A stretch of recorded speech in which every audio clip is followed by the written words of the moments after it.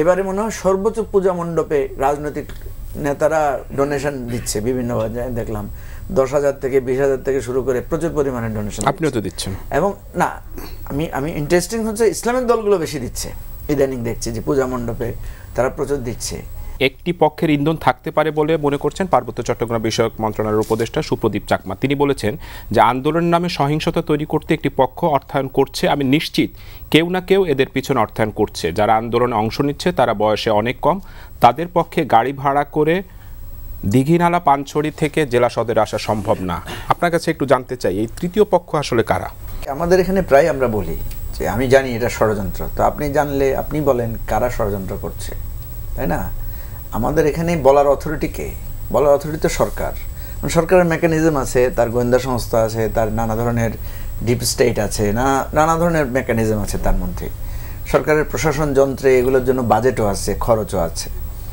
সরকার যখন বলে ষড়যন্ত্র, তখন আমার কাছে, সরকারের কাছেই আমার জানার প্রশ্ন যে কারা ষড়যন্ত্র করছে এবং ষড়যন্ত্র করার সুযোগটা পাচ্ছে বা কেন।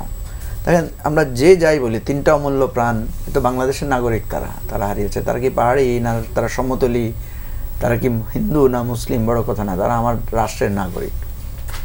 প্রায় সেনা সদস্য, পুলিশ সদস্যরাও আহত হয়েছে। এবং পুলিশ সদস্য, সেনা সদস্য আহত হয়েছে। পুলিশরা তো সারা জীবন আহত হয়, নানা ধরনের বিষয় থাকে। সেনা সদস্য আহত হলে এটা কিন্তু একটা ভিন্ন মাত্রা রূপ নেয়, কারণ মনে হয় যেন আমরা আর কাকে ডিফেন্সের জায়গায় কাকে আমরা করব। তো এখন আমি যেটা মনে করি যে প্রায় আমরা দেখি, আমরা রাজনীতিবিদেরা তো বলি ষড়যন্ত্র চলছে। আমি সবসময় বলি যে ষড়যন্ত্র কাকে বলে? যে যন্ত্রের জন্য কোনো ইলেকট্রিক সাপ্লাই বা ব্যাটারি সাপ্লাই লাগে না, এমন একটা যন্ত্র এটা। আমি সব কিছুর জন্য এটাকে ব্যবহার করতে পারি। আমি রিপন ভাইয়ের সাথে কিছুটা একমত যে এরশাদ আমলে আমরা যেটা দেখতাম যে দুষ্টামি করে সব কিছুর জন্য দায়ী আমরা করতাম যে বর্তমান সরকার।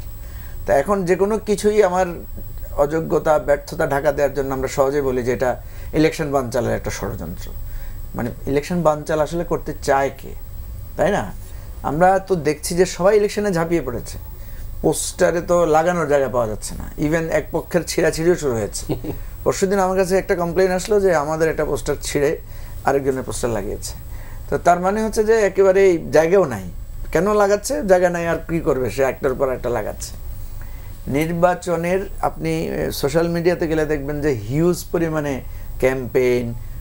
এবারে মনে হয় সর্বোচ্চ পূজা মণ্ডপে রাজনৈতিক নেতারা ডোনেশন দিচ্ছে বিভিন্ন, দেখলাম 10,000 থেকে 20,000 থেকে শুরু করে প্রচুর পরিমাণে ডোনেশন। আপনিও তো দিচ্ছেন। এবং না, আমি ইন্টারেস্টিং হচ্ছে ইসলামিক দলগুলো বেশি দিচ্ছে ইদানিং, দেখছি যে পূজা মণ্ডপে তারা প্রচুর দিচ্ছে। তো এখন আমাদের নিজের দল চালাতে তো কষ্ট, পূজা মণ্ডপে দিব কোত্থেকে? এবং বাধ্য হচ্ছি আমরা। যেমন আমি এবারে চিন্তা করেছিলাম যে পূজা মণ্ডপে যাব না, শুভেচ্ছা জানাবো, কারণ আমরা পূজা মণ্ডপে গিয়ে ভিড় করলে যারা যারা মানে পূজা দিতে আসছেন, জনগণ আসেন, তাদের তো ডিস্টার্ব হয়, তাই না? একটা দল বহর নিয়ে যায় সন্ধ্যার সময়টা তাদের। আচ্ছা, আমাদের ঈদের সময় কি মানে অন্যান্য ধর্মাবলম্বীর লোকেরা কি দল বেঁধে এসে আমাদেরকে ঈদগাহে এসে শুভেচ্ছা জানায়? তারা তো একটা কার্ড পাঠায় বা একটা মেসেজ পাঠায়। মঞ্জু, একটা মাঝখানে একটু ইন্টারাক্ট করি, আপনার সাথে যুক্ত করি। আমার এলাকা তো একই কারণে আমার আগামীকালকে তো যাওয়া শুরু হবে। সেখানকার পূজা কমিটির তরফ থেকে তারা আমার সেক্রেটারি আবার আমার গ্রামেরই এবং আমার পাশের বাড়ির লোক। তো সে আমাকে একটা কথা বলছে যে আপনারা পরিদর্শন করেন, আমাদের সাথে সহানুভূতি জানান, মানে সম্প্রীতি সব ঠিক আছে, কিন্তু একটা কাজ করেন কি, বলে যে আপনারা যখন দলবদ্ধভাবে আসেন, এই কথাটা বলছে কেন, যাতে অন্য এলাকাগুলোতে যাতে এটা রিফ্লেকশন ঘটে। বলে আপনারা যখন দলবদ্ধভাবে আসেন, ওই যে আপনি যেটা মেনশনও করলেন, যাতে আমাদের মানে যারা পূজার্থী যারা আসবেন তাদের জন্য কষ্ট না হয়। আর আপনারা অনেক লোকজন নিয়ে এসে যখন আপনারা মিডিয়ার সাথে কথা বলেন বা ভাষণ টাষণ দেন, তখন তার আমাদের লোক আশেপাশে দাঁড়াবারও জায়গা পায় না। না, এটা একটা মানে এটা একটা পলিটিক্যাল শোডাউন হয়ে গেছে। যদিও আমরাও এই দোষে দুষ্ট, কারণ আমি যখন দেখি রিপন ভাই যাচ্ছে, মানে আমি নিজেও দেখছি যে আমার এলাকা থেকে প্রচুর পরিমাণে সবাই প্রেশার দিচ্ছে যে ভাই সামনে তো ইলেকশন, আপনি যদি না আসেন কেমন হবে। আমি যে কথাটা বলতে চাচ্ছি সেটা হচ্ছে যে এই যে পলিটিসাইজেশন যেটা হচ্ছে আমাদের প্রত্যেকটা বিষয়ে, ষড়যন্ত্র তত্ত্ব, ব্যর্থতা ঢাকার জন্য আরেকজনের উপর দায় চাপানো, এই জিনিসগুলো আমাদের বন্ধ হওয়া দরকার। সুপ্রদীপ চাকমা উনি নিজে কিন্তু ওই কমিউনিটির লোক। হ্যাঁ, একটা মেয়ের অতীতেও আমরা দেখেছি পাহাড়ি মেয়েদের উপরে নির্যাতন হলে, নিষ্পেষণ হলে আমরা শুধু এক পাশ দেখলে হবে না, তাদের জায়গাটা থেকে দেখতে হবে। তারা কিন্তু একটা স্ট্রাগল করে। আমি কিন্তু যখন কখনো পাহাড়ে যাই নাই, ইউনিভার্সিটিতে আমরা যখন দেখতাম যে মানে উপজাতিরা কোটায় বিভিন্ন সাবজেক্টে চান্স পাচ্ছে, ওরা অনেক বিলো স্ট্যান্ডার্ডে একাডেমিক ক্যারিয়ার ওদের, তখন আমরা খুব হাস্যরস করতাম, কারণ ওরা কোটাটাও সুন্দর করে বলতে পারতো না। ওরা বলতো কোতা কোতা, তুমি কীভাবে ভর্তি হইলা? কোথায় ভর্তি হয়েছে।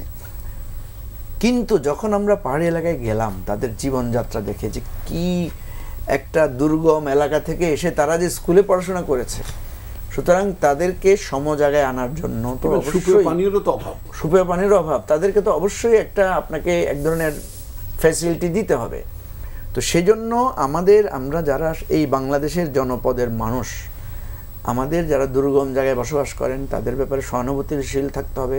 এই ঘটনাকে কেন্দ্র করে যারা এক ধরনের কমিউনাল একটা ক্ল্যাশ তৈরি করার চেষ্টা করে, এটার পেছনে কিন্তু কারো না কারো হাত আছে। উনি যেটা বলেছেন যে কিভাবে হলো আপনি বের করেন ভাই, আমাদের সামনে ছুড়ে দিয়েন না, দায়িত্ব আরেকজনের চাপাই দিয়েন না। আপনি নিজে ইনভেস্টিগেশন করেন, আপনি কমিউনিটির লোক, পুলিশকে, ডিজিএফআইকে, এনএসআইকে ইনভলভ করেন। ডিজিএফআই, এনএসআইকে খালি পলিটিশিয়ানদের পেছনে মানে লাগাই দেওয়ার দরকার নাই, এই সমস্ত জায়গায় ইনফরমেশনগুলো নেন। প্রত্যেকটা নাজুক ঘটনাকে কেন্দ্র করে যদি এই ধরনের কনস্পিরেসি চলে, তাহলে এটা কিন্তু স্প্রেড আউট হবে, আমরা সবাই এটা শিকার হব। এবং আজকে আমি করছি, কালকে আমার বিরুদ্ধে আরেকজন করবে।